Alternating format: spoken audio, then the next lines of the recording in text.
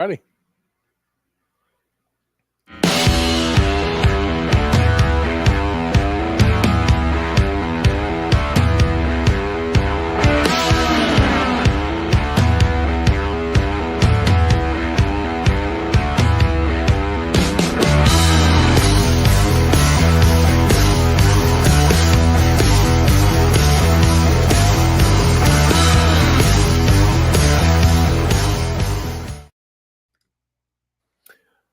What up? What up? What up? Hello and welcome everyone to this 42nd episode of the Backwards K Baseball Podcast. I am your host, Chris Asbrock. And boy, it has been a while. So let me reintroduce you to my co-host, Scott Kaiser. Scott, my man, how you doing, buddy? It has been a long while, but a whole lot of baseball to catch up on. I'm doing all right. I could be doing better. I was going to say, it's been what, like 3 weeks, 4 weeks? Yeah, it's been a month, and we are now a third of the way through the season. So things are moving along quickly. A whole lot of happenings and a whole lot of things that have transpired since the last time we went to. We will get to all of that. We're going to update you guys on the standings, talk about who's doing well, who's disappointed us, and who's just completely ready to turn the page on this season and move on. We will talk about some injuries because that's what we do, because that's what happens in baseball more often than not these days, it feels like. And we'll talk about some minor league call-ups. We got some stars ready to go, and then we'll touch on a little bit of college ball as we are inching towards the College World Series and the finale of the College World Series, and then heading on into the draft. But to get things started, let's talk about what's gone right and what's gone well so far this season. We picked our off-season division leaders, and let's just start with the American League East, because in the American League East, I had chosen the Orioles to not only win the division, but get to the World Series and represent the American League. And not so much as we look at the AL East. The Yankees sit atop the division in first by a healthy margin, up 5.5 games over the Blue Jays. And the Yankees have been as advertised so far this year, 36-22. Have, despite the fact that their bullpen hasn't operated as well as they'd hoped, with Devin Williams faltering and losing the closer's job since the season started. Luke Weaver has locked down the back end there, and despite injuries and things, the Yankees have overperformed relative to what I thought they would be doing so far this season.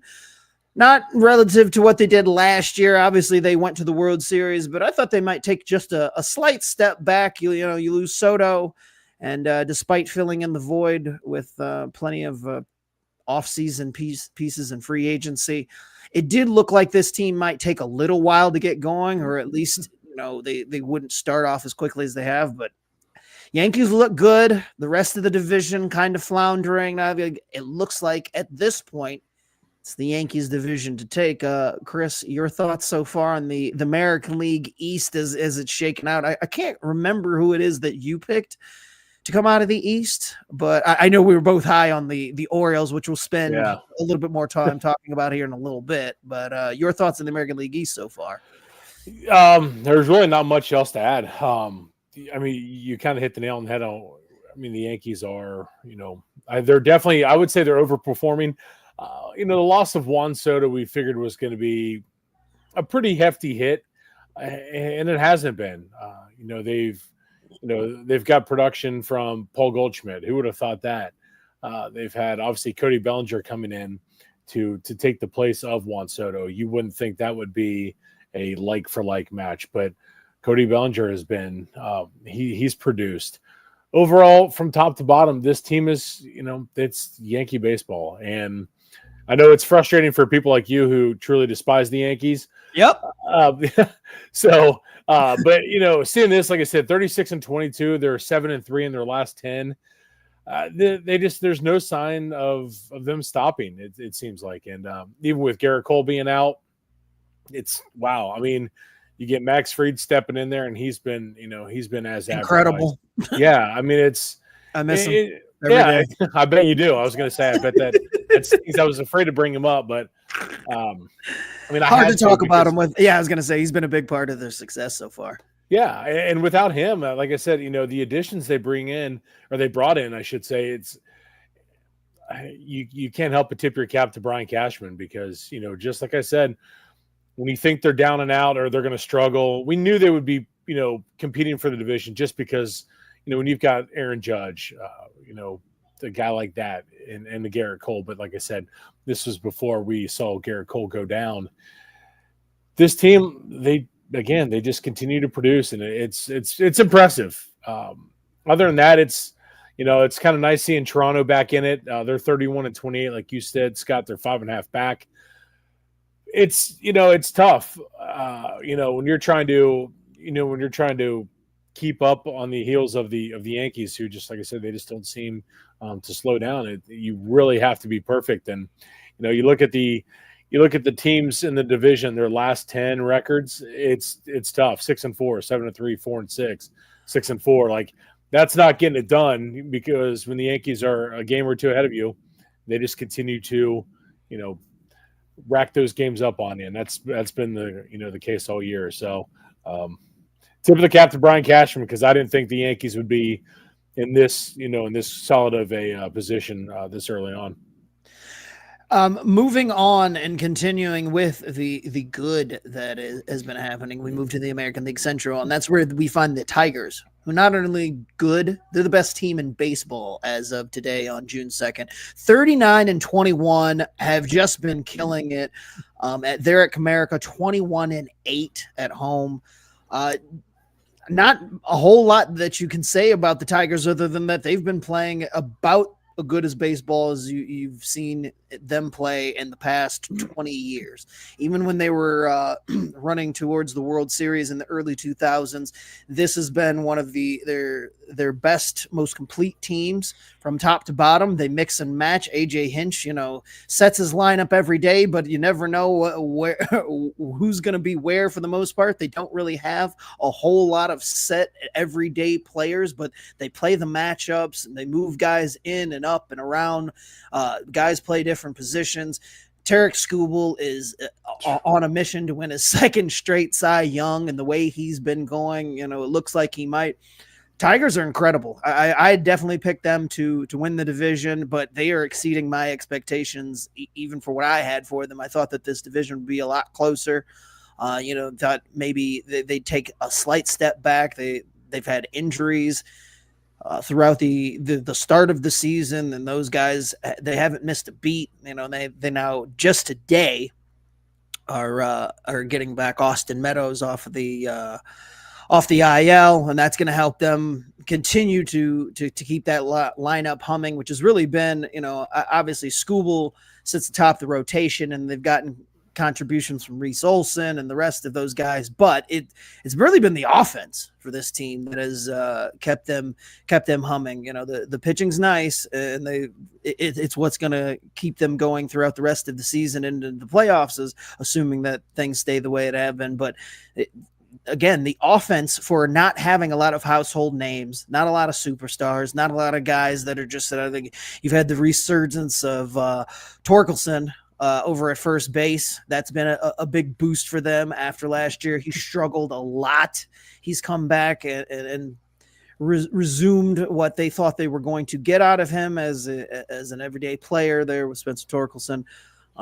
And so that's contributed a lot to things, but not a whole lot you can say about the Tigers other than as long as they keep doing what they've been doing, they're going to be a tough out throughout the rest of the season and moving into the playoffs. The Guardians are in second place, and they're, probably everybody's other favorite to win the division, but they're 6 games back.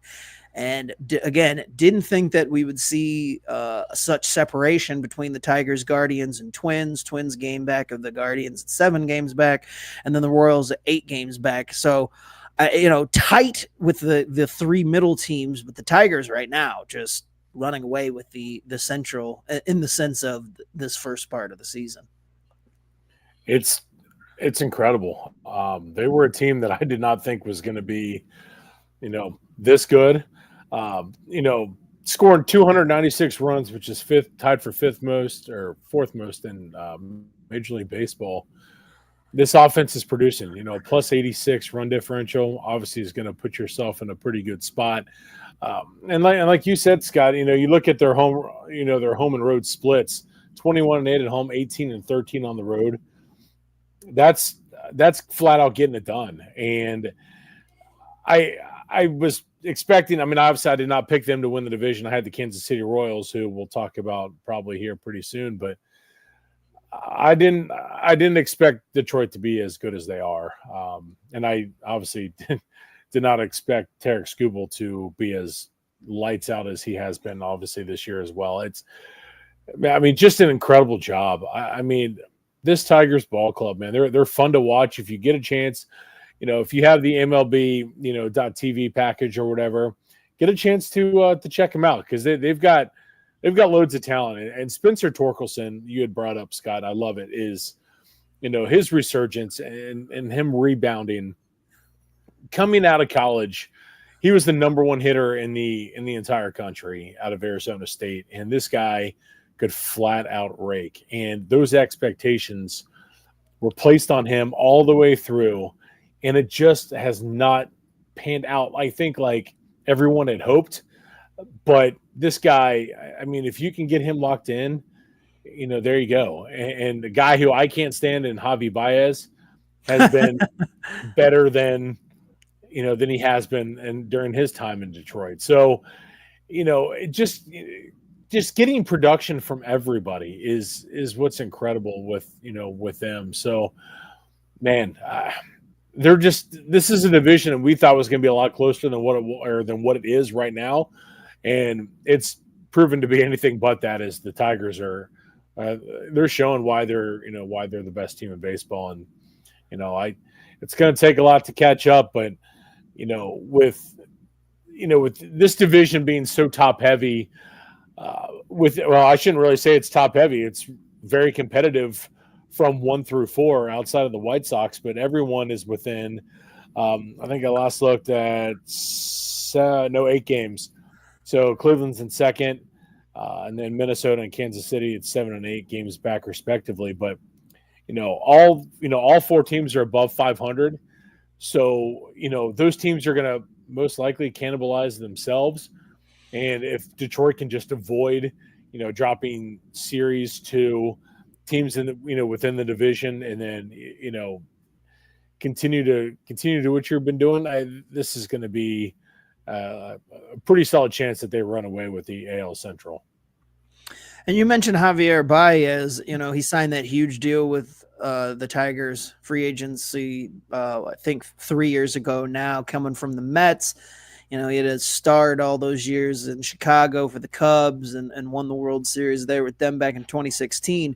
Had been a big waste of money up until basically this year. I have a lot of Tigers fans, some friends back home, and they wanted him out of town. They wanted to cut him. They just wanted him gone, wanted to eat the contract.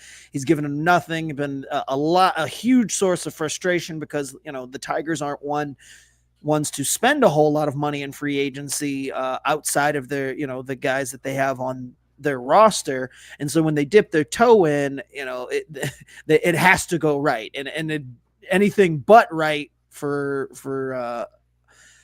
the Tigers on that signing over the last couple of years. But Javier Baez stepped in this year and not only had sort of a resurgence, he also played center field, which, he was naturally a shortstop and had moved around as needed over the years, but never played shortstop, and was playing shortstop well, was hitting well. He's kind of slowed down a little bit, but, when the Tigers needed him before Austin Meadows came back, he stepped in out there and looked like a natural at center field, and turned things around for as far as the perception of him and that contract there. They're probably never going to get the value that they paid for him, and that sometimes that's just the cost of doing business. But you hate to see an entire contract just go by the wayside, so it is nice for them to get some of that value back. And also, another free agent this past offseason, Gleyber Torres. Damn it. Disappointing. I was just going to bring him up. Damn you. Disappointing with the Yankees for all those years, but, he's taken off in Detroit, and people thought, he's not suited to hit in Comerica. It's a giant ballpark. His numbers there, if he had played there his whole career, weren't great. But I'll let you talk a little bit more about it. Like, he's been a major contributor. So again, guys that aren't household names and weren't wanted in a bigger market like New York with Gleyber Torres, and they've been the reason. They've been a big part of the reason why the Tigers have succeeded so far this year, like they have. Well, that's, before you brought him up, like I said, I was going to bring him up, and it's interesting because sometimes, the bright lights of New York, they mess with the player, throwing on those pinstripes, it messes with the player. And you get a guy like Gleyber, who I always thought was a pretty good ball player. And I know Yankees fans, that I know personally did not like him. They were tired of him. And I'm like, man, I'm telling you.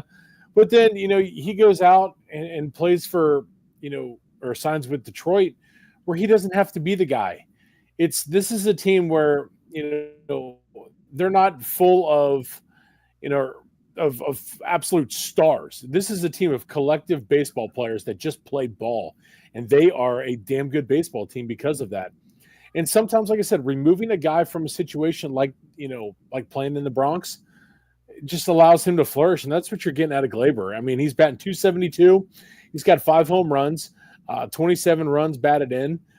He's walked 27 times. He's got an on-base percentage of .384, and that's in 48 games. So I mean, he's getting the job done, and that's exactly what you want. Like I said, when you look at, I pulled up the stats here for the top averages for the Tigers. I mean, listen to the names. You got Gleyber Torres leading the team at .272, Kerry Carpenter at .270, same with Riley Green at .270, Zach McKinstry, Spencer Torkelson, and Trey Sweeney. Those are your top 6 right there. Again, this is a team that's not full of stars. It is guys that just get the job done and play baseball, and that's why Detroit is so successful, and especially with a manager like A.J. Hinch. I love A.J. Hinch. I think he's fantastic. And, this is the perfect team for him, and here we were, this offseason, we were clamoring for Detroit to sign Alex Bregman.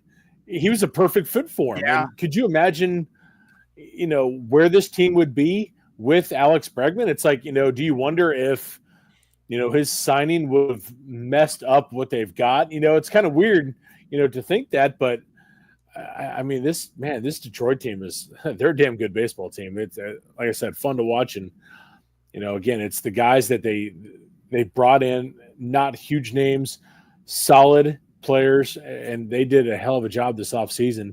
And again, they're making you look really damn smart, and me not look as smart as you. So, well, there's still a long way to go. And I did call Austin. I called Parker Meadows Austin, which is his older brother. So I messed that up, and I knew I had a 50-50 shot, and I was going to do that. But Parker Meadows recently returned. But yeah, I mean, you're talking about Gleyber and his struggles there in New York, and the difference between there and it's not necessarily that guys just aren't built to succeed in New York. It's the expectations that are put on them. And I think the middle infield there specifically, because they were transitioning from Robinson Cano and Jeter, and the two, anybody who's come in and tried to fill those roles the most recently has had these expectations put on them that they will be their predecessor or something close. And in Gleyber's,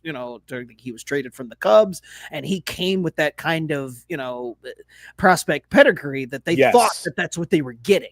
And right or wrong, those expectations were put on him, and he just, as good of a ball player as he is, he just never was able to get to that level in New York, and they soured on him and everything.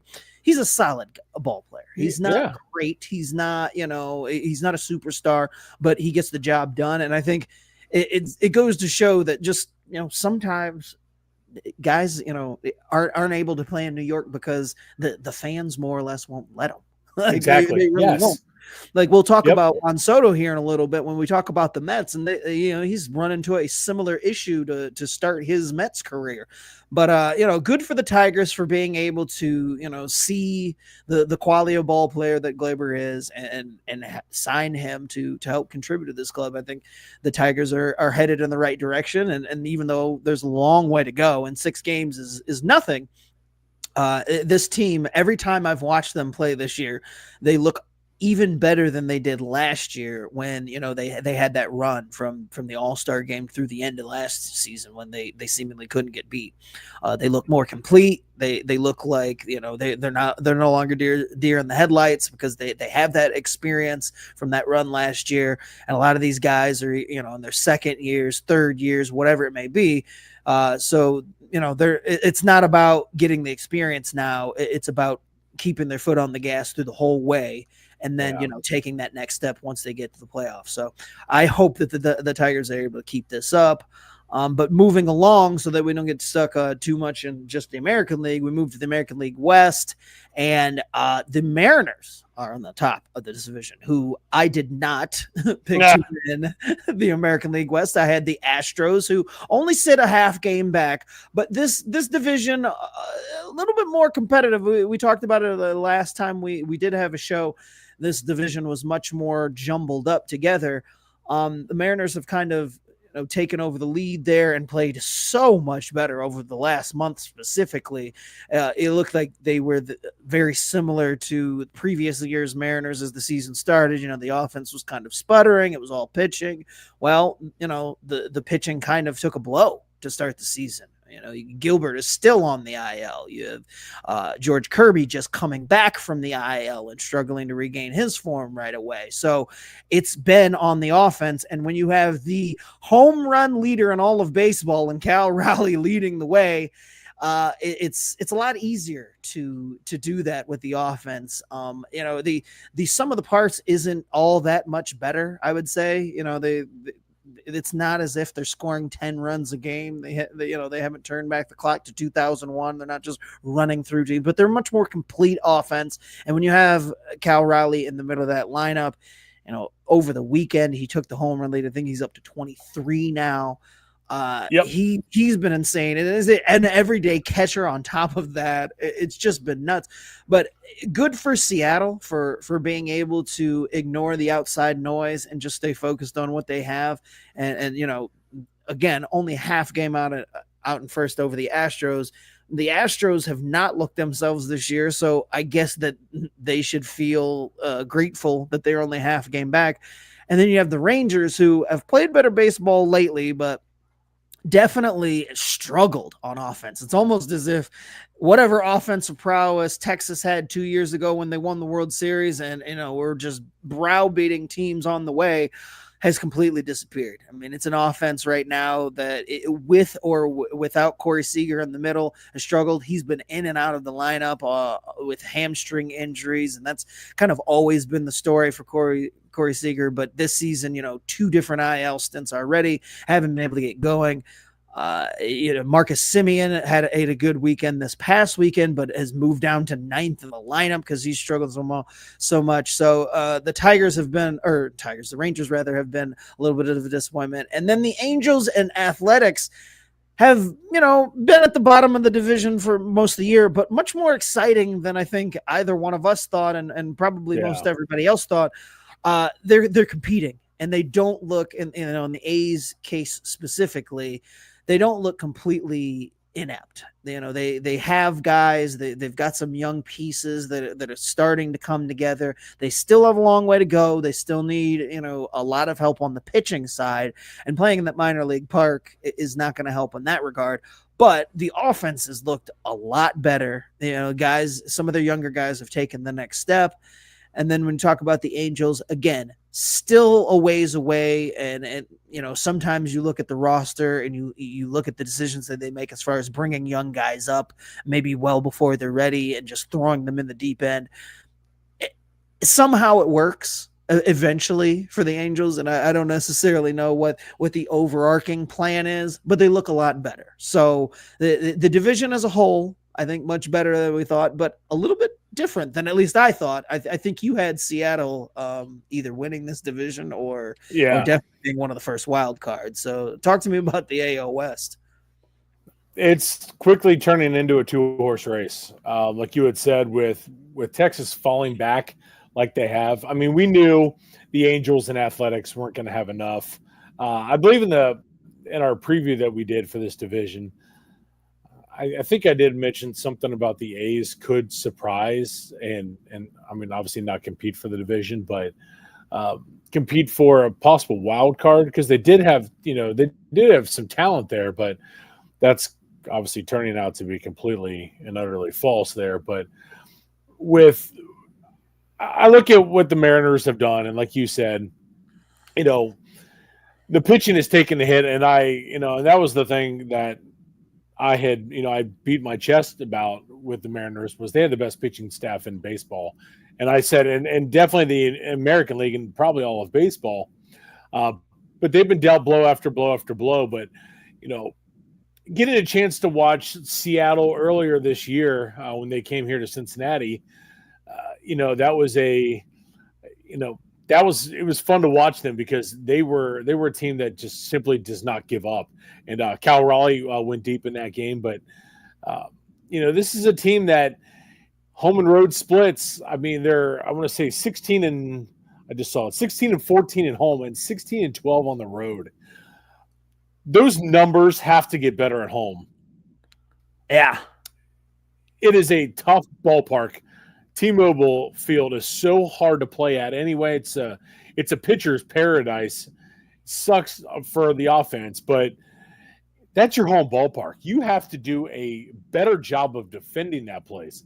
16 and 14 to me is just uncalled for a team that is looking to win a division. And now you're having to hold off a Houston Astros team that is experienced and is only a half game back from you.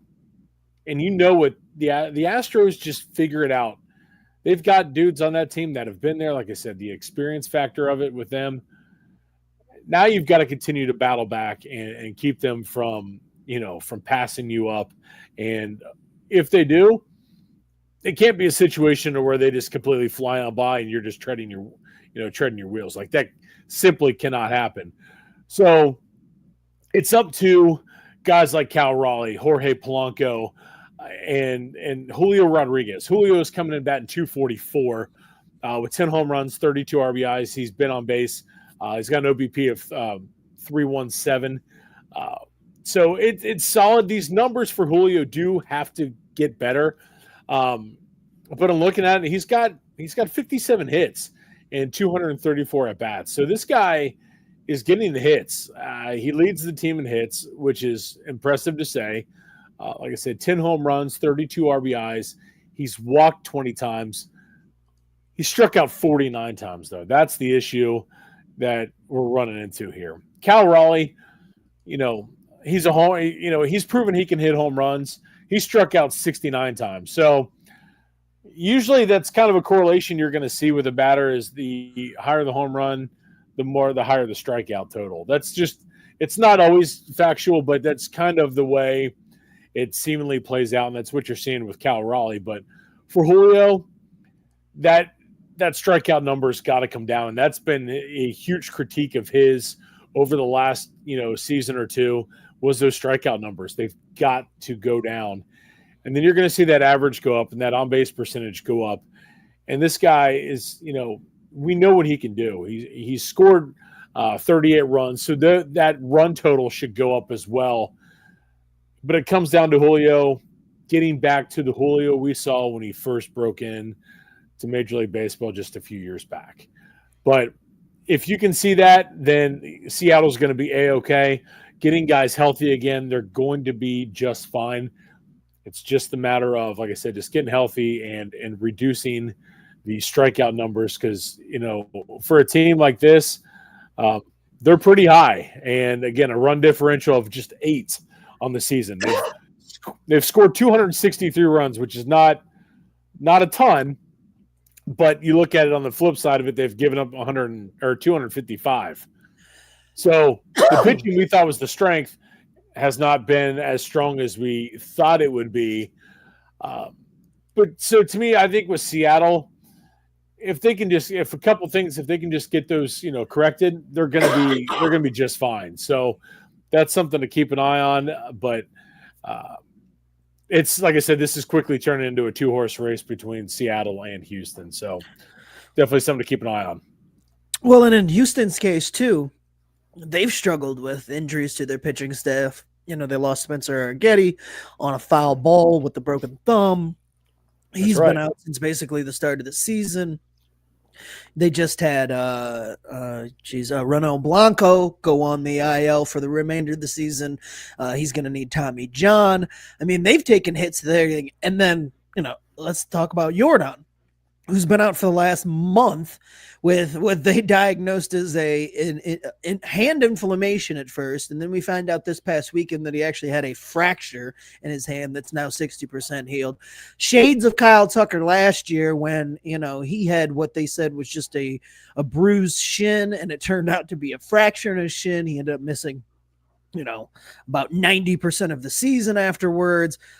I don't know what the Astros are doing when it comes to injuries and their luck and their reporting and how they go about it. But somehow, despite all of that, and despite the fact that they started off kind of sluggish, they're only half game back. So, the Astros are one to keep your eye on, just because when they do get healthy, Hunter Brown has been incredible this year. He's really picked up whatever slack that they're missing from, the other missing pieces in there. Framber as usual, but they don't have as much depth in their rotation as they've had in the past. Their lineup has definitely taken a hit with losing Bregman and losing Kyle Tucker to Chicago in the trade, and then losing Jordan for a month. There's been a lot of struggles offensively, but somehow, some way they're still right there. So 2-horse race, and I think that the Mariners need to make sure that they continue to do what they're doing, because if they do stumble in any way, shape, or form, the Astros, as they start to get healthier across the season, could end up looking like the Astros that we all know them to be, and that I picked to win that division, just because I didn't trust the rest of the teams in there to be able to finish. So. Moving over to the National League and starting in the National League East, the Mets are they're Met. They lead the National League in record right now. They're second in baseball to the Tigers at 37-22. They've been quite simply incredible, and that's with Juan Soto not playing well. He has struggled in his first season there. A lot of grumblings out of Mets fans that, this is one of his slower starts to the season, reminiscent of 2 seasons ago when he first got to San Diego and he struggled there. And I think, there it was different ballpark, new teammates, first time he was playing for a different franchise than the Nationals that he had known, a lot of unfamiliarity. Just took a little while for him to kind of get going, and he was a lot better in his second season. In this case, clearly the pressure of the $700 million contract is there, and he has been trying to do entirely too much. He's starting to come around just a little bit, and at the end of the day, Juan Soto is going to end up being Juan Soto, but it hasn't mattered. The Mets have been able to do without him. I thought that they would struggle because their pitching staff would be a problem. Their starting staff at one point last week, and I don't know if that's changed since, had the best starting ERA in all of baseball. That's getting it done.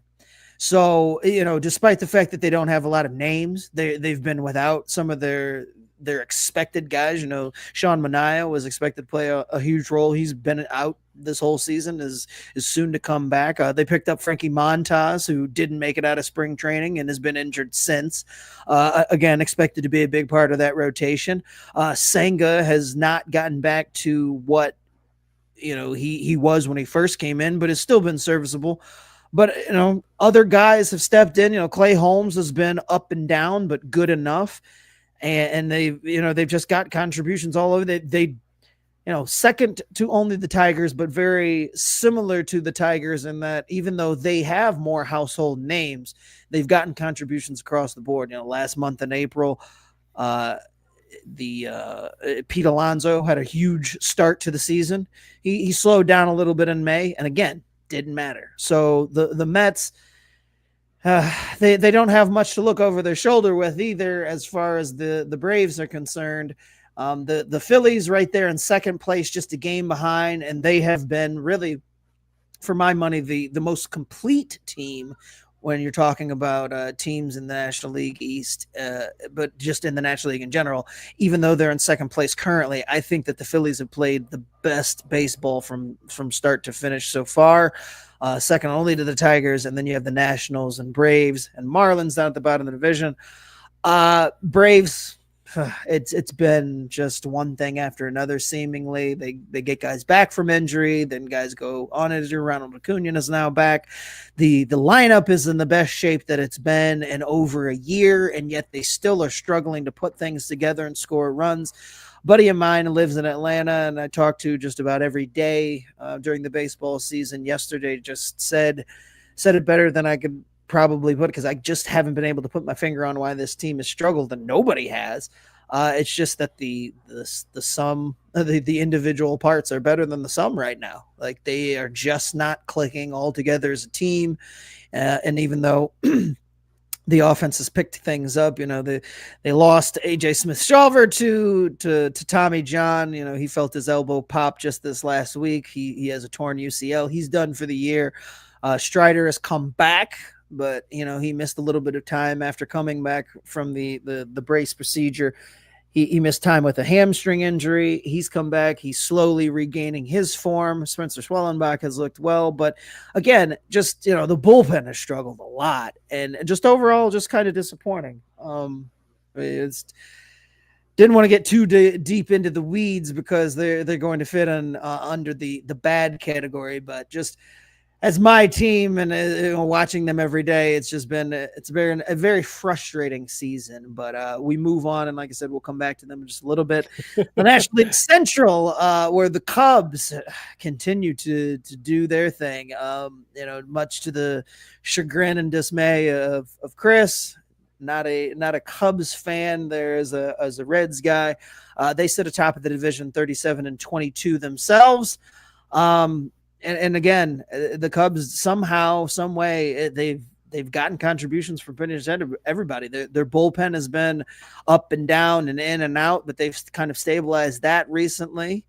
And the offense has been doing good things for them, which is good for them in the fact that they've spent a lot of money over the last few off seasons, and then on the trade for Kyle Tucker, they've been trying to boost that offense, and it's finally starting to come around. But I know you'll have some things to say about the Cubs in general, but I don't have anything bad to say about them, because this is a team that they lost their ace of staff in Steele, and they still have found a way to get it done despite that. So, the Cubs sit atop in first. The Cardinals right behind them, 4 games back. The Brewers at 5.5.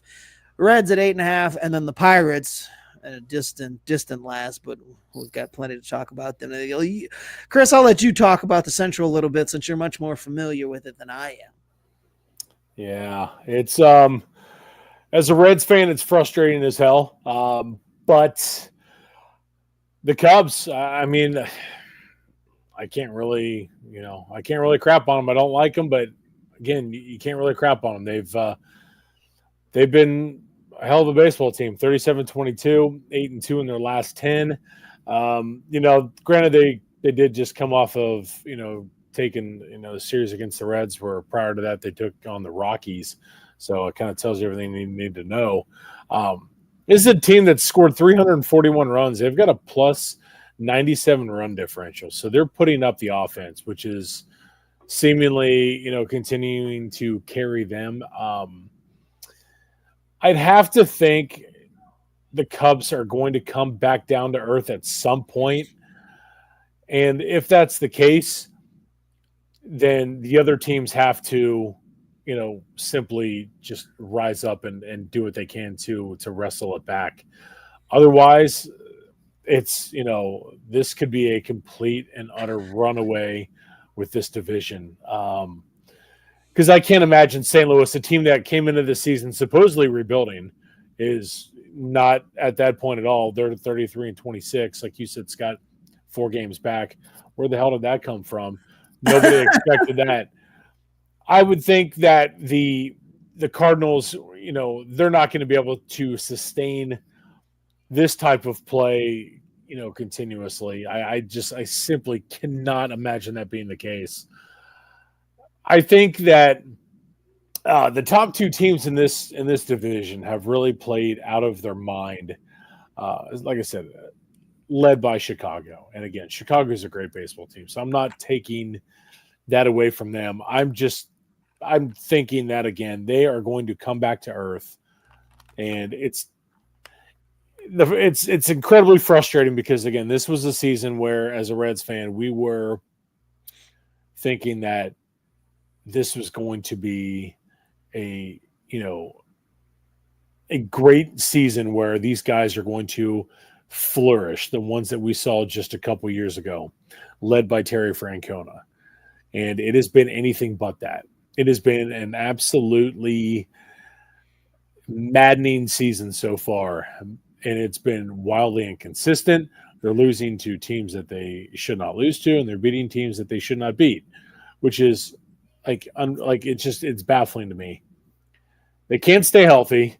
You've got guys that are trying to battle through different, issues, whether it be like, for example, Matt McLean, who hasn't, prior to this season, hadn't played a competitive baseball game since last August. So it was like 500 or somebody, I forget what I heard in terms of timing wise, days wise, or something like that. But so he's trying to figure out. And when Matt McLean can get it figured out, this team's going to continue to, hopefully develop and continue to roll on. You got Christian Encarnacion Strand, who cannot stay healthy. Austin Hayes, who, when he's in the lineup, this is a completely different baseball team. He's had 3 different stints on the IR, or the IL, I should say. It's frustrating as all get out to watch this play out like it has. And it shows how bad of a job the front office and ownership group have done to build this roster. I know, people have crapped on Terry Francona, at some points already this season, and some of it rightfully so. But again, when you are playing with a roster that he has right now, again, and I've used this analogy before, you're trying to throw a piece of cheese on a crab sandwich, and that's what he's trying to do. And it's not good enough right now. And this is where, you look ahead to the trade deadline. What are they going to do? Are they going to sell? There's some pieces that you can sell, but you don't have guys that are going to bring back a big haul like you're needing if you're going to be a seller at the trade deadline. This team's they're in an awkward spot. And it's, like I said, it's incredibly frustrating. So as much as I hate it, like I said, the Chicago Cubs, like I said, I can't say anything bad about them because they've played great baseball. It's just a matter of, you got to continue to tread water, but I don't see with the way the rest of the divisions are playing out, you've got to win the division. Otherwise you're not making the playoffs. And I did not think that was going to be the case, earlier this year, especially during our preview. I just didn't see it being like this. And unfortunately it has played out as an absolute nightmare so far. Hopefully they can get it turned around. Again, it's only June 2nd, but you got to do it quick. And it's just incredibly frustrating, man. I feel your pain because you're feeling it over in the National League East, and I'm feeling your pain here in the Central. So it's rough, man. It sucks. Yeah, like I said, we'll get back to talking about it. I don't want to go through each division and kind of pick out the most disappointing team, but moving to the National League West, big shocker. Dodgers are on top. They have challengers in the Padres, and the Giants are playing well. And Well, we thought the Diamondbacks were going to be neck and neck with them, and they've gone the route of the Braves so far this season and just have not been able to get it going and keep it going. Losing Corbin Burns to injury just yesterday, probably not going to help that cause. But, for the most part, the National League West is the Dodgers, and it's the Dodgers to lose. And it's only a 2-game, and they're only 2 games up right now on the Padres and only 3 games up on the Giants. And those teams have held their own. They've played a lot better than I know the Padres. You were a lot higher on the Padres coming into the season than I was. I thought they were going to take a big step back, and they haven't. And then the Giants, it was kind of the mystery box because what were they going to do is, Buster Posey took over the front office there and kind of reshaped the team in his vision, and they've moved guys around. But for the most part, they didn't make a whole lot of drastic changes. And, I mean, you look at the fact that they signed a big free agent in Willie Adames. Yes, thank you. Willie Adames, who hasn't done absolutely nothing. I mean, he's been dreadful at shortstop, and yet there they are, 3 games back. So I think the Giants have to be happy about the way things have gone, because if they get anything out of Willie Adames at any point, I mean, if he wakes up even a little bit, they could be in the driver's seat there in the NL West. I mean, I don't know that for the entire season that they're going to be, but again, it's all about making the Dodgers feel uncomfortable. And the Dodgers have spent plenty of time this year doing their usual, which is, browbeating teams, but also suffering just a mass amount of injuries on the pitching side. I mean, their whole staff outside of Yamamoto has been on the IL or is currently on the IL. They've gone well into their pitching depth. And I mean, it's all probably for not to sit here and talk about the Dodgers, because they'll probably be in there at the end. But I do like how interesting this division has stayed, despite the fact that it's probably the Dodgers to lose. Yeah, I mean, like you said, I was high on the Padres coming into it. I just think the Padres have so much going for them, and they're, again, to be only 2 games back. And here's the thing: the frustrating part is when you have a team like the Dodgers, in your division, and they are just ravaged with injuries like we have seen so far. You've got to be able to take advantage of that. Yes. And that's the frustrating part. If you are a Padres or a Giants fan here, like I said, you're 2 or 3 games back.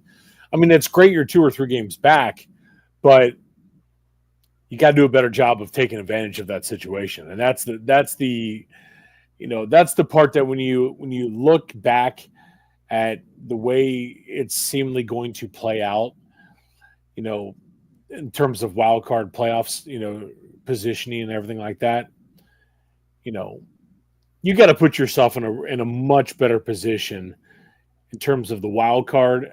Like I said, when the Dodgers are down, they're going to be there at the end. That's just how, this team's too good to not be there. Unless they stay completely decimated, which, I can't imagine to be the case, because guys do get healthy as, the season moves forward.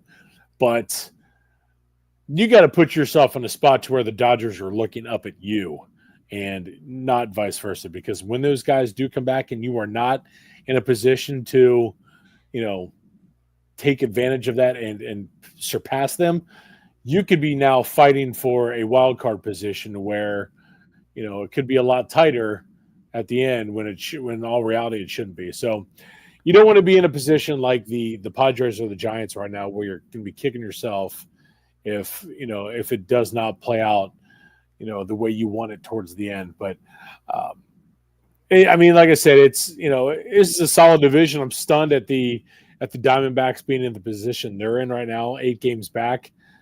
Well, and good. I'm glad you brought them up, because let's go on ahead and shift into the bad. And okay, cool. The bad in this division, we'll work our way back through the division as it came back. The Diamondbacks, man. I mean, it has been a frustrating season for them. Like I mentioned, they might have lost Corbin Burns for a long time. We're not sure. We're still waiting to hear results from testing, but he left the game injured on Sunday evening. And, lip readers and everybody had suggested that He mentioned his elbow almost immediately to the trainers when they came out. Now they have since, said, well, we think that it might not be as serious as we initially thought. And again, they're waiting for testing. But I gotta tell you, these teams and the way they report these injuries and their optimism and the things that they throw out there prior to the results coming back in, I have zero confidence that we're going to see Corbin Burns the rest of the season. I think he's done, and that's a huge blow to the Diamondbacks' chances. Now, he was a big offseason pickup for them, and they were good enough last year to not necessarily need him.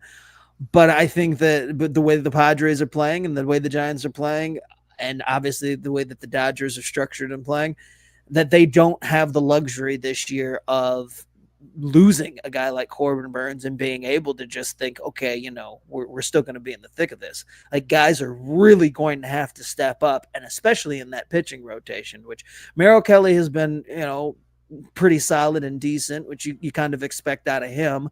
But, Brandon Pfaadt has taken a step back. He started the season strong, and he struggled the month of May. That the bullpen has been a disaster through injuries and underperformance. And the offense has been all right, but there hasn't been a whole lot of consistency. Last year they were quietly one of the better offensive teams, and you'd look up and it was like, wow, they scored double digits.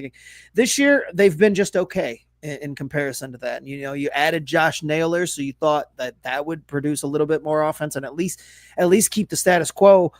Corbin Carroll started off the season like a man on fire, was on a 40 home run pace. He slowed down a lot since then. So, there's still time for the Diamondbacks to get things back in order, just like they're a game better than the Braves. And again, still plenty of time to do and make it to where they hope to make it, but you got to get going now. And I think the margin for error for the Diamondbacks has shrunk considerably based on the rest of the division and the fact that you've lost your ace potentially for the whole year. Well, I was just going to say, I'm looking at the injury reports here for each team, and you've got Corbin Burns. They've got listed as day-to-day. Obviously, that's, until they get everything else figured out. But, yeah, it was Burns' elbow was removed from Sunday's 3-1 win over the Nationals due to right elbow inflammation. According to Bob Nightingale. He struck out 6 and allowed 1 run on 4 hits and 1 walk over 4 2/3. Like I said, they've got him listed day to day. You said you don't expect him to be, seeing him the rest of the year. If that's the case, that is another arm that is down for them with the likes of Jordan Montgomery. You've got Blake Walston on the IL. AJ Puck is out. Eduardo Rodriguez is currently out, but he's slated to return to the rotation probably sometime later on this week. So that's one arm back, but you lose your ace in Corbin Burns. Like, this is going to be tough for Arizona, a team that I thought, like I said, just a little bit ago, I thought it was going to be a team towards the top of this division. And then Zach Gallen has underperformed as well. He had a 12 strikeout game against the Yankees early in the season, but other than that, he has looked like a shell of his former self. So you don't have that to fall back on. And that's a problem. Like I said, this to me, when it comes to the Diamondbacks, it comes down to the pitching part of it. And if they can get that part corralled, then I think everything else will fall into place. But at this point now, you're 8 games back in this division. Good luck. That's that's the issue, because again, tough to overcome. A team that we didn't expect to be here in terms of San Francisco, they're 5 games up on you already. Now, we knew San Diego would be there. They're 6 games ahead of you, and the Dodgers are not. The Dodgers are the Dodgers. They're not going anywhere. So now you are really screwed. So how do the Diamondbacks play out the rest of this year, especially if Corbin Burns is done for the remainder of the season? If he's got to get Tommy John or something like God, hopefully, God forbid, he doesn't have to. But anytime you get the elbow issue, it's just, we automatically shift over to Tommy John just because that's how it seemingly plays out more often than not. How do the Diamondbacks play this? That's a key thing to think about moving forward through, the rest of this month into July and the trade deadline and everything like that. That's a team to keep an eye on, because it could get real interesting out in the desert.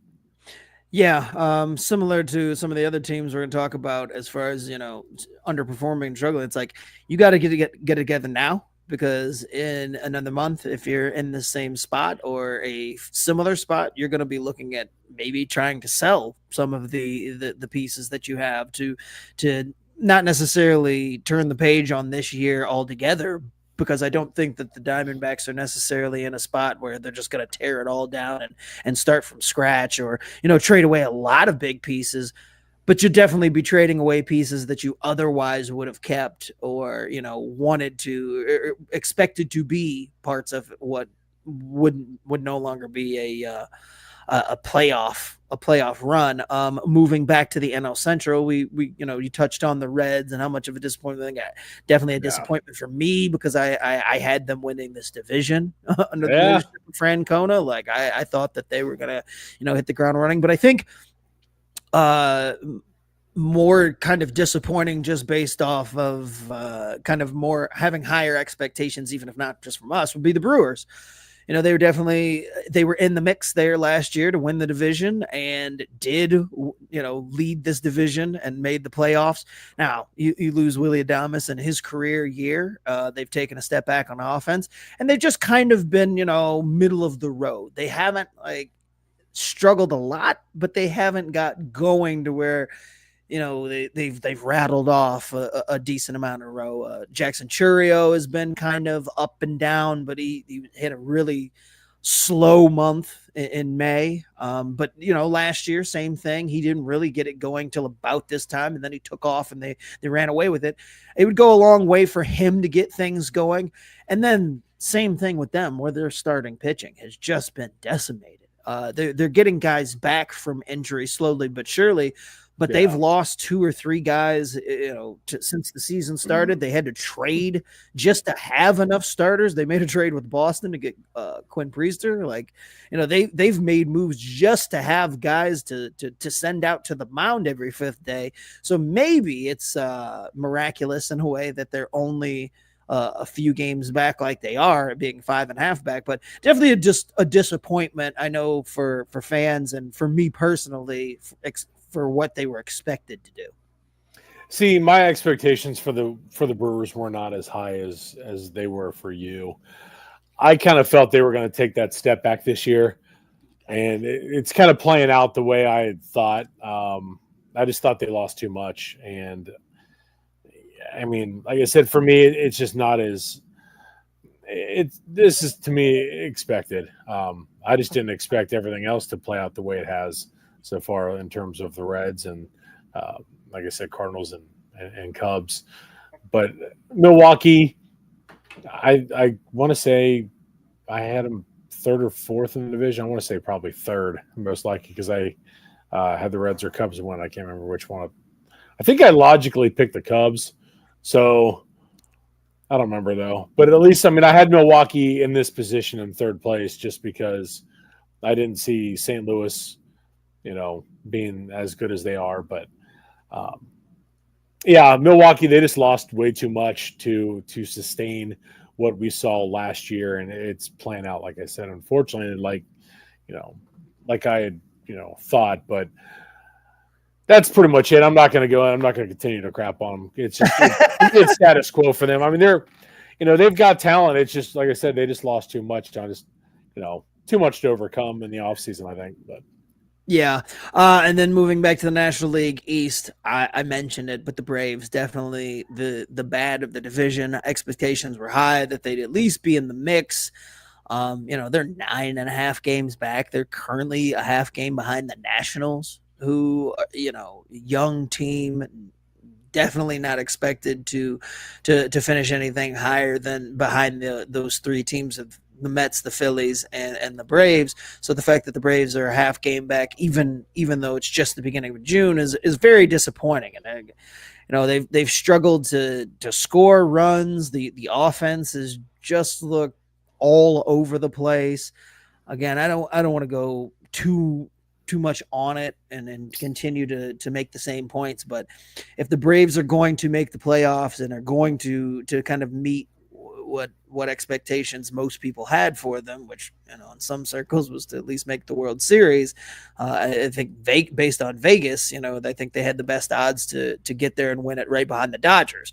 So they have a long way to go to get to that, and they've got to get Austin Riley going and Matt Olson going and all these guys at the same time, because they've occasionally been able to put it together, but it's not been in the same at the same time. And losing half of your games on the road, just 10-20 so far on the road this year, that ain't getting it done. I mean, it's as simple as that. You need to be at worst near 500. On the road, and losing 2 times as many games on the road as you have won is never a good sign. So they need to get that in order. But shifting back over to the American League, I want to just go to the American League East first, because the poster child for this episode, and who I think about has got to be the most disappointing and the worst team overall based on expectations, has got to be the Baltimore Orioles. The Orioles have just not looked like themselves at all. They're currently in dead last in the American League East, 14 games back of the Yankees. Their pitching has been a disaster, which we knew coming in that they weren't going to have, where they weren't going to necessarily have enough pitching, but it's been worse than we thought. The offense, which again last year broke out, and they led by Gunnar Henderson. This year, he started the year hurt. He hasn't quite got it going. Westbrook's been hurt. Colton Cowser's been hurt. Guys haven't stepped up or taken the next step like they thought they would. The Orioles just, I don't know. I don't know if they can turn things around either. They play in such a tough division, and the Yankees aren't going anywhere. I picked them to make the World Series, and I'm looking real dumb on that pick. And it's hard because I watched them play a few times, and like I said, obviously the pitching has not been great, but they have just looked awful at the plate for most of the season. So I don't know what to say, and I know that there are a lot of frustrated fans in Baltimore. A lot of frustrated fans. That's what they should be. But this does confirm one thing, Scott, and we've joked about it before. You just don't know ball. I absolutely do not know ball. That's what it comes down to, man. Like it's it's brutal. But again, all joking aside, this is a team flat out decimated with injuries.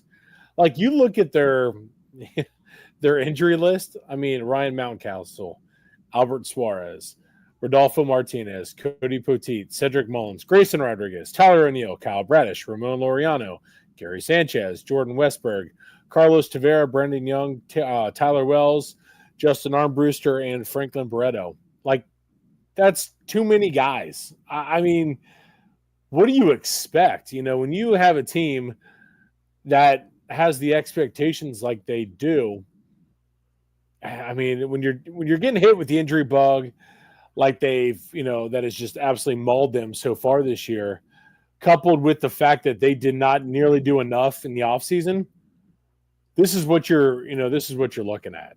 Yeah. And that's, we crapped on the organization for not going out and doing what they should have done in terms of bringing some quality players back in via free agency to go along and couple the young studs that they have on this team.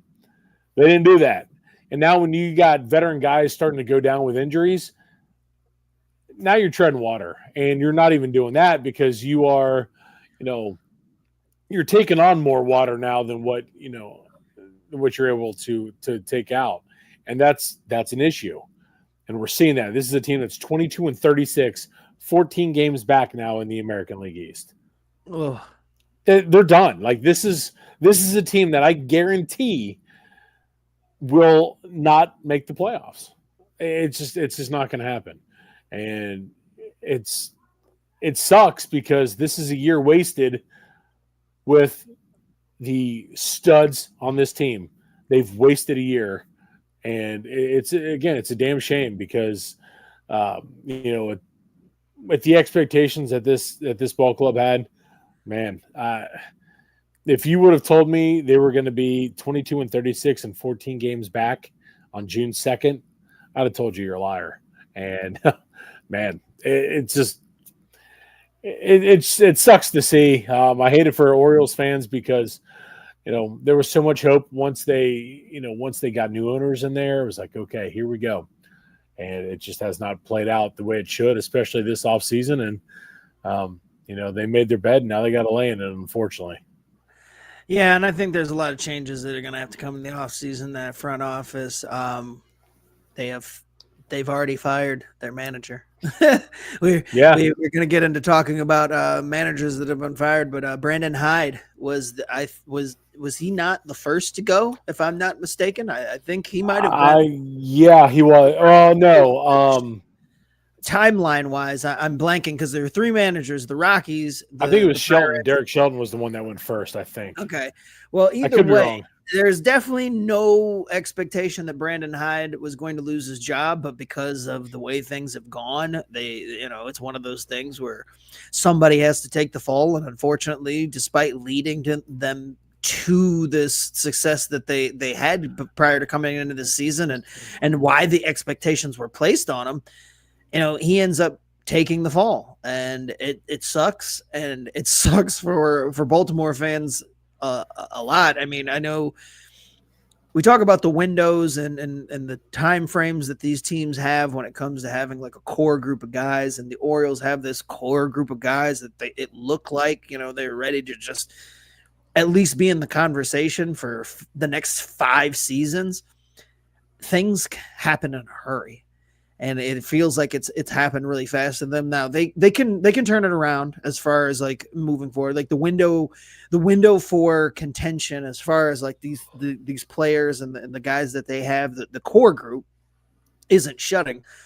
But as you pointed out, it's a whole year wasted. A year of development. Yeah. A lot of these guys too aren't getting developed while they're being hurt, so that sucks. And just hope that the rest of the season can be used to, one, start preparing for next year as far as like getting roster, because as we approach that trade deadline, maybe they will be able to kind of rectify some of the issues that they have on the roster construction side of things. And then, hopefully, like I said, you get rid of the GM, because if Brandon Hyde was going to take the fall for the in-season performance, well, the GM's got to go because of the way this team was structured and the lack of movement that he, made in the offseason. So I feel for Baltimore fans, and I just feel in general for baseball fans, because again, this was supposed to be an exciting team, one that was ready to take the next step. They were supposed to be the class of at least the American League East, if not all of the American League. Instead, they're at the bottom. They're looking up at everybody outside of the White Sox and teams like that we expected to be terrible. So it sucks for them. In the American League Central, speaking of the White Sox, I don't really think there's anybody necessarily bad or disappointing. Maybe the Guardians a slight bit, but it's hard to be disappointing. They're 7 games above 500, or 6 games rather above 500. So it's not, I wouldn't say that they're bad or disappointing. It just, if there is one team that maybe I thought would be playing a little bit better, a little bit closer to what the Tigers are doing, it would be the Guardians. But they've got plenty of time, and I expect that they'll be in the conversation throughout the rest of the way. Again, pitching has been a little bit of an issue for them. They've always kind of struggled to piece things together on offense after Ramirez there at third, doing everything that he can to keep that offense humming. But it's come down to the fact that their pitching has been inconsistent. They do get they do get Bieber back soon from injury, who when healthy can be ace-like. I don't know how well he will perform the rest of this season, but that'll be a boost to their pitching staff. But moving on to the final kind of, I don't want to say disappointment, because again, they're in a spot where they could turn things around and be okay. But the Rangers have been kind of bad, and that's mostly been their offense. Look, Jacob deGrom has stayed healthy so far this year, and he's had a pretty good season so far. He may never be what he once was, but he's still the ace of that staff and has looked good. And they signed Patrick Corbin off the street, and he's looked pretty good in the rotation. The bullpen has struggled. They've not been able to lock down the back end of that bullpen. It's cost them a few games here and there. Luke Jackson is not the answer. He was in the closer's role, has lost it. So they've struggled on the back end there.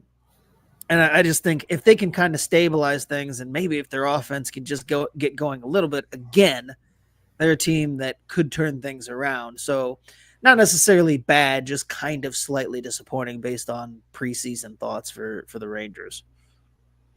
Yeah, it's a crazy season for Texas, and it's one that, when you see a team that, had just come off of a World Series victory just a couple years ago to be in the position they're in right now. It sucks. Like I said, that the offense has just taken just a massive step back. Again, it's a team that, like, when you look at the roster, they've got a bunch of dudes on there, and and that's the crazy part. It's, can they do enough to get back into it? I'm pulling back up here. Yeah, there are only 4 games back in this division. Under 500, 2 games under 500. 30, let's see. 20-13 is what I was looking at. Yeah, 20-13 at home, 9-18 on the road. When you're getting your teeth kicked in on the road like this team is, you're fighting an uphill battle, and that's right now what the Texas Rangers are doing. We know Bruce Bochy is a hell of a manager, so you know what you're getting there. Yes, you know what you're getting from Marcus Semien. You know what you're getting from Corey Seager. These guys, Jacob deGrom, like you said, Scott. He's healthy this year. What more could you ask for? My God, it's like, and I've always said this, in my humble opinion, I have said, when Jacob deGrom is healthy and pitching, he's the best pitcher in baseball. His stuff is, to me, hands down the best in the game. I think he is that great of a pitcher. We just don't see it, and that's the issue. And, now you're getting it, and everything else is, it's flailing, and that sucks because, again, Texas should not be in this position. I think they've got way too much talent to be in the position they're in right now. And again, 2 games under 500, that's just not cutting it right now. They've got to get better. And it's just, man, if things start to turn around, this team can make a run. But, again, you've turned the calendar now to the month of June. Therefore, time's running out. Like, you can't be, you're not in April, you're not in May. It's now the months that starts with J, and then you got another one. And then it's like, okay, here we go. Trade deadline's going to be coming up here next month. So now what? You got to get yourself in a better position here. And luckily, you're only 3.5 games back of the Houston Astros and only 4 games back of Seattle. Time is still – time's of the essence here for the Rangers, but luckily they're not in as bad of a position as some of the other teams that we have discussed. And, there's still time for them to get right back in it, and they should be able to get right back into it with the roster that they have. Chris, we have breaking news, and this is timed out perfectly as we move into the final portion of this. The Colorado Rockies have won their 10th game of the season. Yes, that's right. Their 10th game of the season here on June 2nd. The Rockies, who have been not even close, by a wide margin, the absolute worst team in baseball across the board, just looking completely inept from top down. But they are now 10-50. Awesome. It has been an ugly, ugly, ugly season for the Rockies, Chris. You are very familiar with the Rockies, a fan of the organization, so you have much better insight. But we've talked about this team more than once. They too fired Bud Black back on May 11th. Bud Black, who steered that ship through all of the crap that they've been in over the last few years, was not the reason that this team now, is only at 10 wins, but not the reason that they were so inept to start the season and just as an organization just look completely lost, no direction, no plan, no sense of, hey, we've got the pieces here. This is where it's going. Here's what we're doing. It's a bunch of ill-fitting parts. They just sent Michael Toglia down to the minor leagues, who had sort of a breakout year last year. So even guys that have shown promise are just it's ugly. Like very, very, the definition of ugly is the Colorado Rockies. And we thought we saw a pretty ugly team last year in the White Sox when they were struggling. But at least, as we pointed out before, the White Sox had a plan.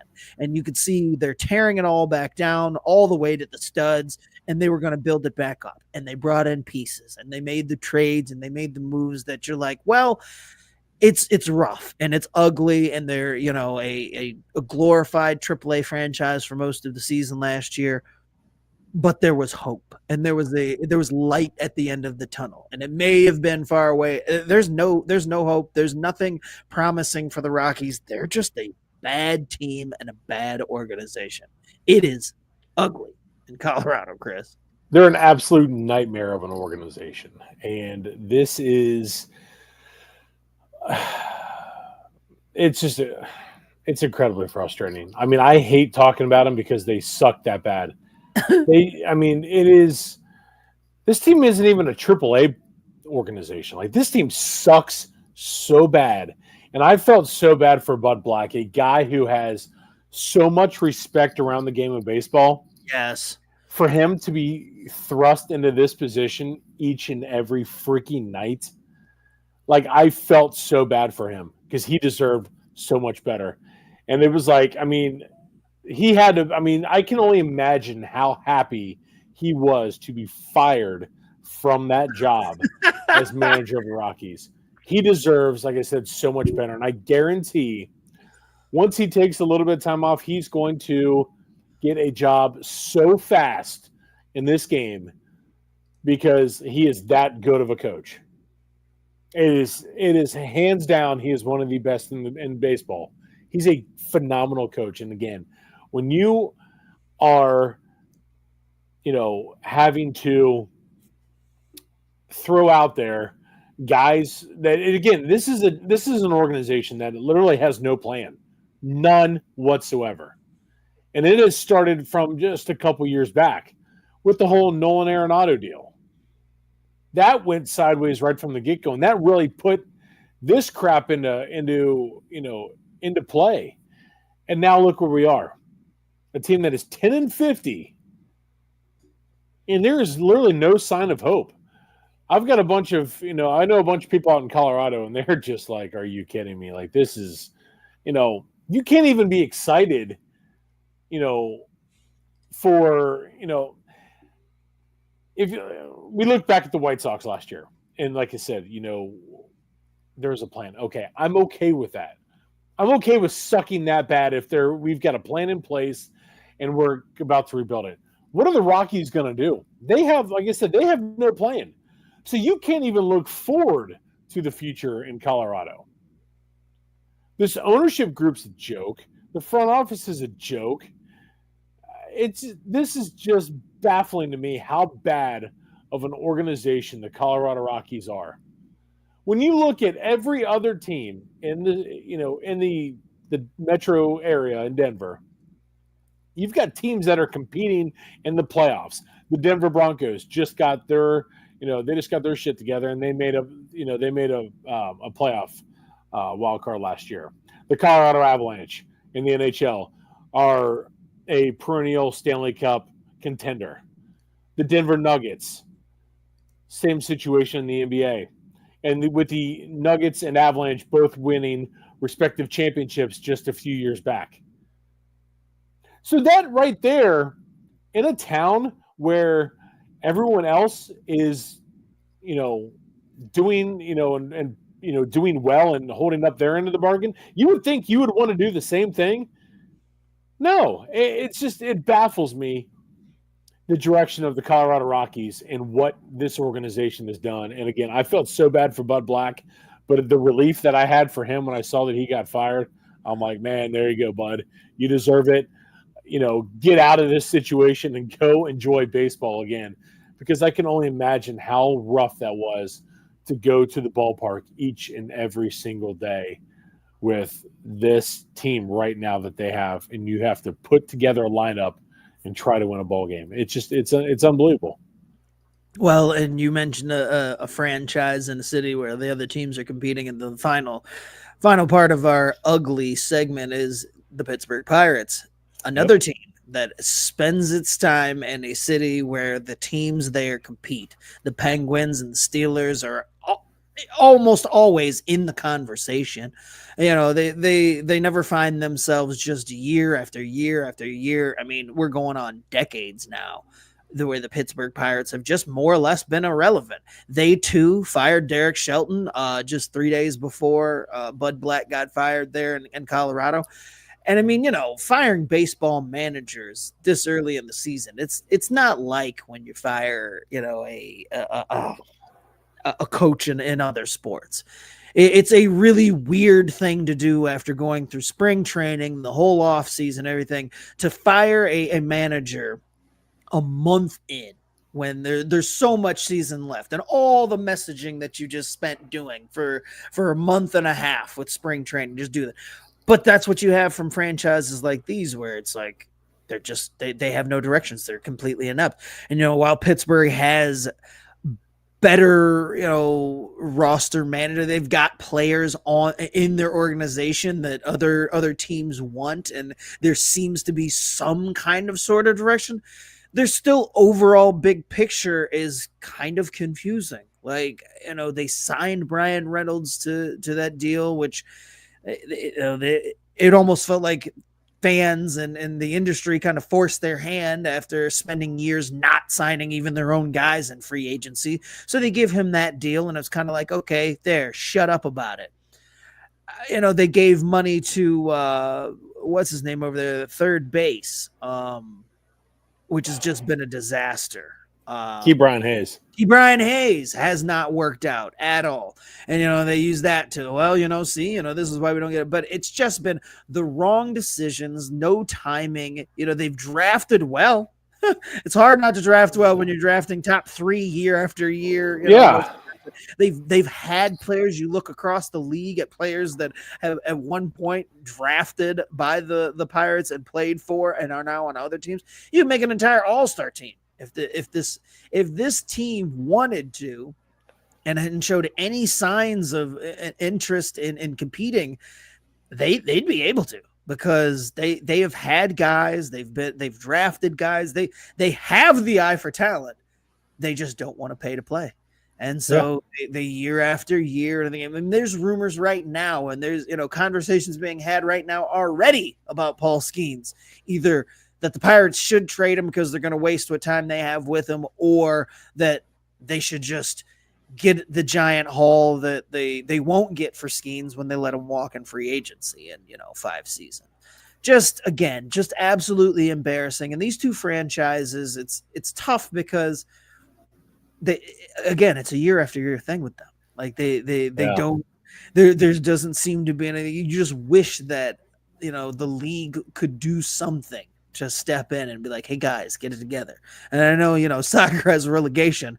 I sometimes wish that they would bring that to the pro sports in America, because, teams like this that have no incentive and they just don't care. They seemingly do not care enough to want to make their franchises better because they're making money. and that's good enough for them. And I think it's unfair to fans, especially in Pittsburgh, who very passionate fans, regardless of how you feel about them, as a fan base for their other sports, they are very passionate fans, and it sucks to see that their baseball team, who plays in a beautiful stadium, one of the best stadiums in the league. Yeah. From what I've heard, because I've yet to get there, but just a gorgeous stadium, top-notch city to play on, and yet here they are year after year, and another year just thrown down the trash because they're not going to do anything. They're already listening. The report was yesterday they are vehemently denying any type of offers and rebuking any type of offers for O'Neal Cruz and Paul Skeens. Everybody else is on the menu, and that's sad here to start June, that they are already looking at everybody can be had. So that's horrible. Yeah, horrible. It sucks, but that's the state of the Pirates and the Rockies in this current major league situation that we find ourselves. So the crazy part is, though, real quick, if you were able to deal Cruz and Skeens, you could conceivably rebuild your ball club just like that. Like literally, you are back to competing next year. But see, the problem is, they would make those trades, get those players back, and I mean, I don't ever trust necessarily the. I don't either. Pittsburgh to make the right moves. Like in the short term, you'd be like, yeah, those are really good pieces, and then in a year or two, you'd look around and be like, what happened to that really promising package that Pittsburgh had for getting rid of their two best players? Like, what happened? But here's the thing, though. Like they're not getting prospects back. Like for example, if you match them up with Baltimore, I mean, look at the guys that they could conceivably bring back in. Yeah. You know what I'm saying? Major league ready dudes right now that you can put in and win ball games with. Well, and it wouldn't take much. I mean, a lot of these higher, you even think you've had higher end prospects that are knocking on the door or just don't have a spot in the majors. Based on guys in front of them, they'd be able to start on Pittsburgh tomorrow and make them a better team, especially when you're talking about offense. Because after Cruz and after Reynolds, it's a whole lot of nothing on that team. Like they do not have any offensive pieces, and the pitching staff is in a much better place, and that's obviously led by Skeens. They've got some decent pitching pieces, but again, it's just not all coming together. Yeah. And they're not good enough to be able to compete night after night with the pitching staff that they have. So crazy to me. Crazy to think about. Yeah, it is. It's frustrating as a fan of the sport first to watch these two franchises just pretty much mail it in. And shrug their shoulders at all of the outside noise, because it's not as if we're just two random idiots. Oh, we are two random idiots yelling into the void, Ohio. But like this is like an industry thing. Like baseball fans everywhere and shows and podcasts everywhere, they talk about this. Like this is a widely known thing. That's it's written about by the beat reporters, and seemingly these two ownership groups for both Pittsburgh and Colorado could care less. Yeah. So it just ends up being kind of is what it is, with nobody forcing them to change their ways. But all right, that's going to kind of wrap things up at our look across the league. Like I said, there's 2/3 of the season left. Still a lot can happen, but for teams like Pittsburgh and Colorado, it's pretty much over. Baltimore, same deal. And then, the division leaders, all of them are in a pretty good spot. I don't see much shakeup happening across. I know we talked about the Cubs coming back to earth. I could see that division getting tighter. I know that some people might think that the Tigers, but I actually think that the Tigers are probably the least likely, because as good as they are, they get to play against, the White Sox a bunch of times, and that's going to keep them out in front of the rest of the division, even though obviously the rest of the division gets to play them as well. But it's like they've established that lead, and then when you go to head, I mean, just yesterday I watched a Royals-Tigers game. Chris Bubich pitches 1 hit, 7 innings, strikes out 10, only gives up a run on a wild pitch. Royals get shut out. Yeah. I mean, and that's what the Tigers do. Like they're that good that they can put up a lot of runs, or they can go out there and shut you down. And when you're able to do that in all those head-to-head matchups, that just adds up. And I just think that of all the teams in the lead of the divisions right now, currently, I think that the Tigers are probably sitting the prettiest, just from not having to worry about as much from behind them and just what's in front of them. Yeah, it's crazy. I mean, man, yeah, verbal retweet on that one. That's all I got. I mean, it's crazy.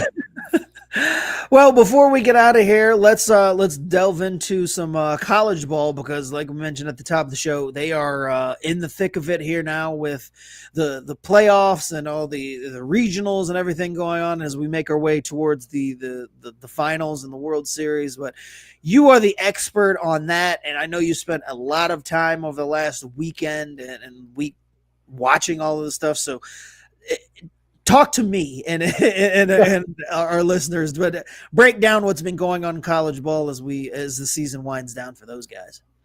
Well, we've got today is the so-called Game 7 of the regional finals that we've got for all 16 regionals. So NCAA tournament, we got the 16 regionals hosted by obviously 16 teams that are selected by the NCAA tournament committee. And we have, you win your regional. It's, regional consists of 4 teams. You win that and you move to a super regional. There's 8 supers. And then the winners of those 8 super regionals move on to the College World Series. Well, we are now at the last day of the regional final. And if you are listening to us live, go to ESPN Plus and flip on it's called, Squeeze Play. ESPN Squeeze Play. They're bouncing between all of the different regional games, the regional final games, the Game 7s tonight. There were 6 of them. The first time that we have had the number 1 seed, Vanderbilt Commodores, the Vandy boys that many people, if you're a baseball fan, you know how good Vanderbilt is. They did not make it out of the regional. That was the first time the number 1 overall seed did not make the regional final. That regional final consisted of Wright State and Louisville, with Louisville winning. We've got a Game 7 tonight. Right now, it's currently being played with Southern Miss and the Hattiesburg Regional, and they're taking on Miami, the Hurricanes. Florida State moved on in their regional, and they will face Oregon State, who just took care of business against USC tonight, just a little bit ago.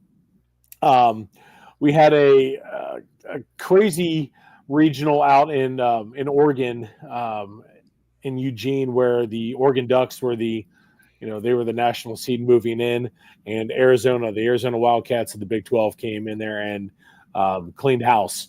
And they will take on the North Carolina Tar Heels, who won their Game 7 today against Oklahoma. North Carolina right now is positioned, in my opinion, as the team to probably win the national championship, in my opinion. I just think they're absolutely loaded. Best pitching, one of the best pitching staffs in the country. They got some dudes. You got an Auburn regional where Auburn came out of it with a solid victory over North Carolina State. North Carolina State at this time of the year always seems to get a clicking, and they were able to, to keep them away. And now they host Coastal Carolina. Coastal and the Conway Regional had East Carolina, a team that normally each and every year has expectations. Coastal Carolina had won, I want to say it was like 20-something straight games coming into this, into the tournament, basically, and they were screwed. They should have been a top 8 seed, which if you're a top 8 seed, you host the super regional. If you win your regular regional there, Coastal got stuck with some teams that, they never should have. Like I said, they were screwed. They were given the Florida Gators as a number 2 seed.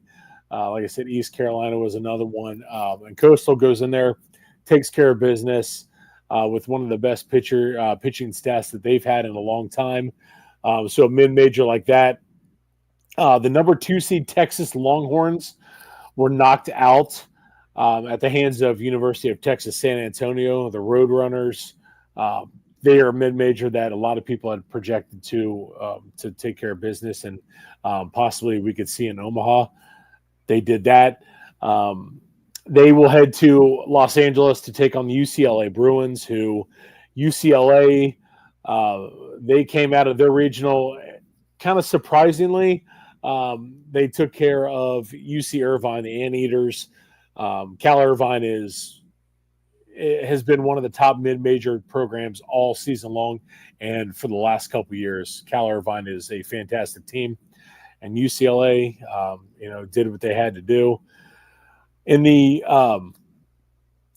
Athens regional, Georgia was they were the top seed in that group there, but Duke took care of business against them. They knocked off Oklahoma State. Oklahoma State in a wild game where they had two-run home runs in the bottom of the ninth inning to knock off the host Georgia to move on to the regional final, where they ultimately fell to Duke. West Virginia is set to host a regional if they cannot, or if LSU, who many people know LSU, the home of Paul Skeens, Dylan Cruz, and plenty of other players, as we all know.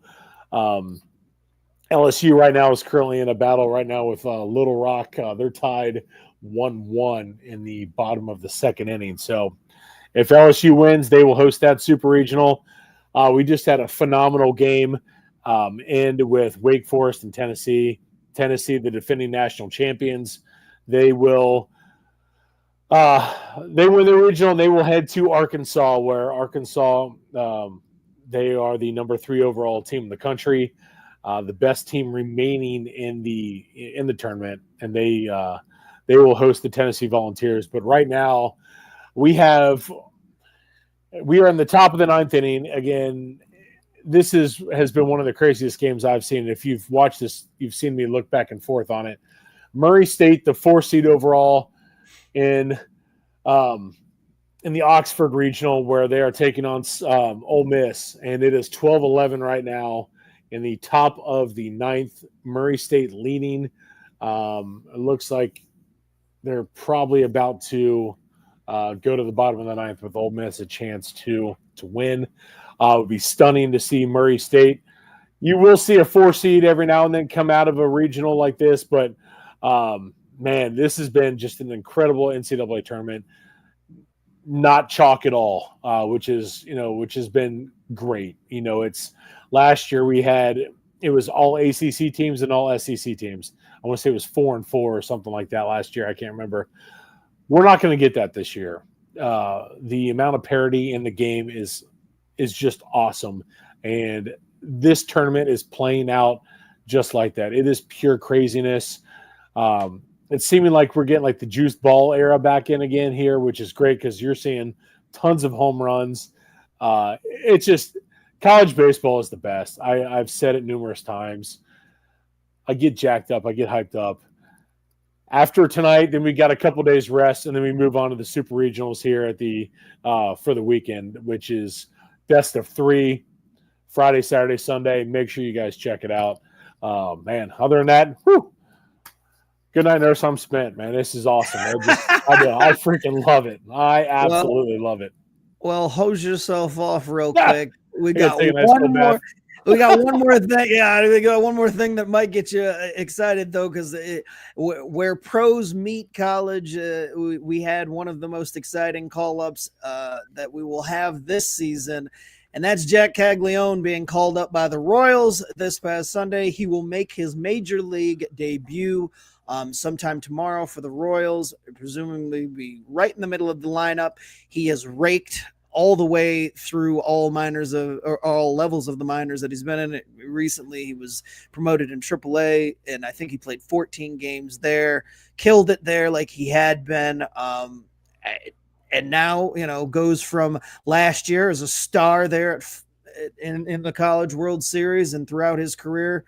there at Florida, and now is going to be potentially a star in the making at the major league level. But I mean, I'm just as excited as anybody to see him, and as much as I've heard about him, as much as I've seen highlights and everything, I'm like, it is exciting for the Royals, especially who have struggled this season to get any offensive going.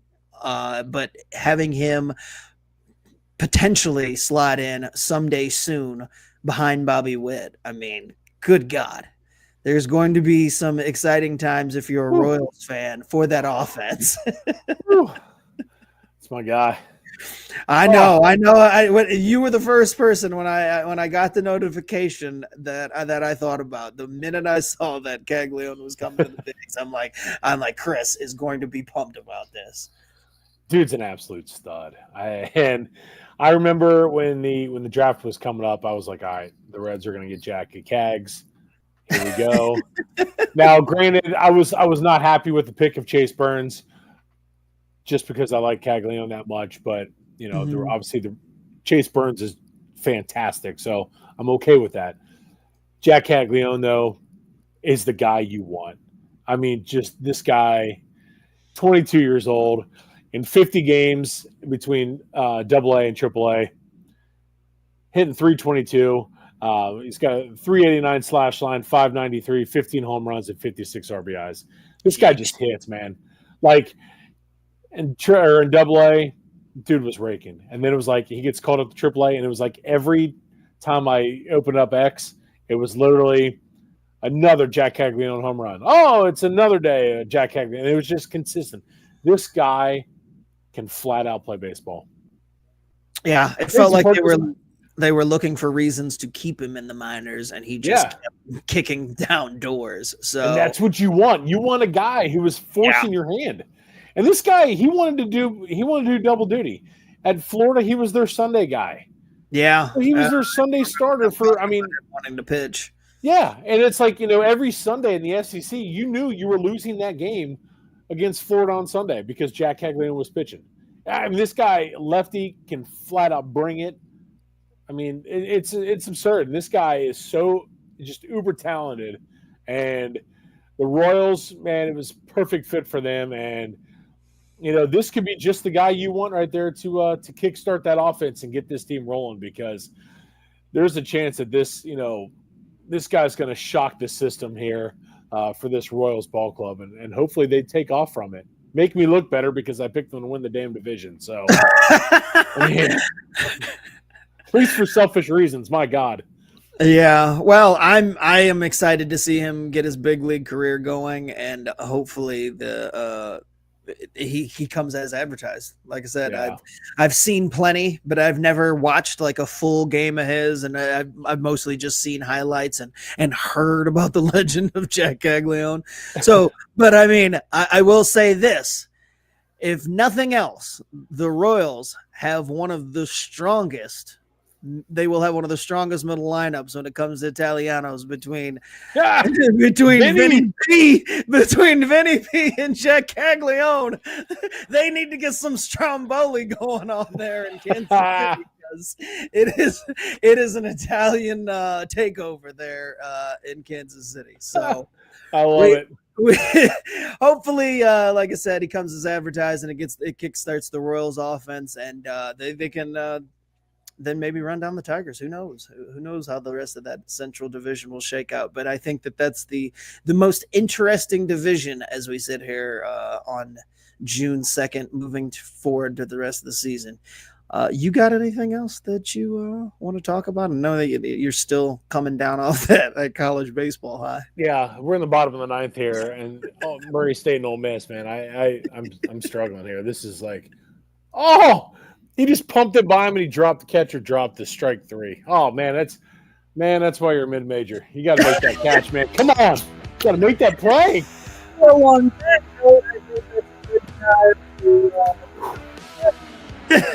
We appreciate you guys joining us for Backwards K Baseball. It's been a while.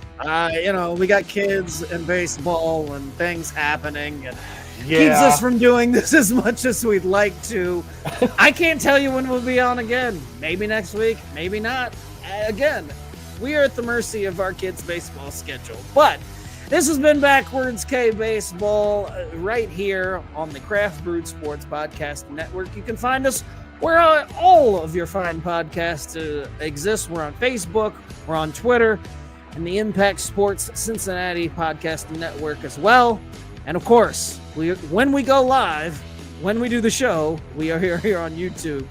Can't say that it's every week, but when we get the chance, we are here. We appreciate you guys' support. And for Chris, I'm Scott, and this has been Backwards K Baseball. Good night, everybody.